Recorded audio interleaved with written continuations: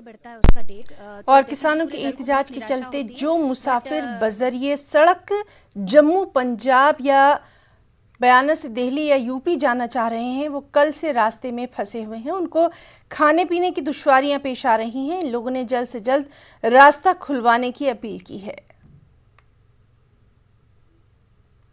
जलंधर से लेके आ रहे हैं, बिहार जाना है मैंने। अच्छा। रात के फंसे हुए हैं, हमारे साथ छोटे छोटे बच्चे हैं, बहुत परेशान हो रहे हैं हम। कितने लोग हैं बस में? बस में लोग का 50। हम लोग भोगपुर पंजाब से आ रहे हैं। कहाँ जाना है?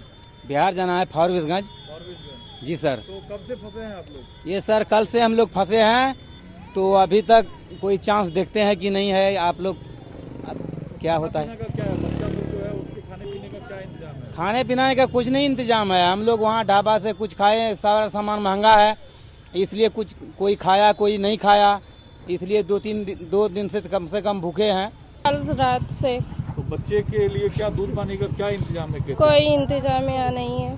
तो आप लोगों को क्या पहले पता नहीं था जो ये दिक्कत आ सकती है रास्ते में? नहीं, मुझे पता नहीं था। तो बस में जब बैठे, जो बस का ऑनर है, जो बस चला रहा है, उनसे आप लोगों ने पूछा कि रास्ते में क्या दिक्कत आ सकती है?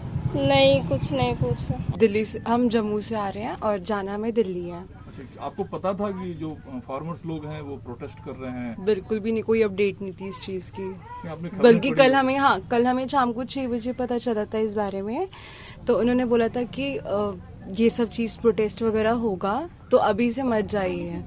ठीक है, तो बहुत रिस्क बताया था, बट ये नहीं पता था इनके टाइमिंग्स ये हो जाएंगे उस चीज के। तो आप तो बिल्कुल ये सोचकर नहीं चले थे कि आपको जाम में फंसना होगा? हाँ, बिल्कुल नहीं पता था। हाँ जी। क्या क्या आपके दिमाग में चल रहा है? क्या सोच रही हो आप?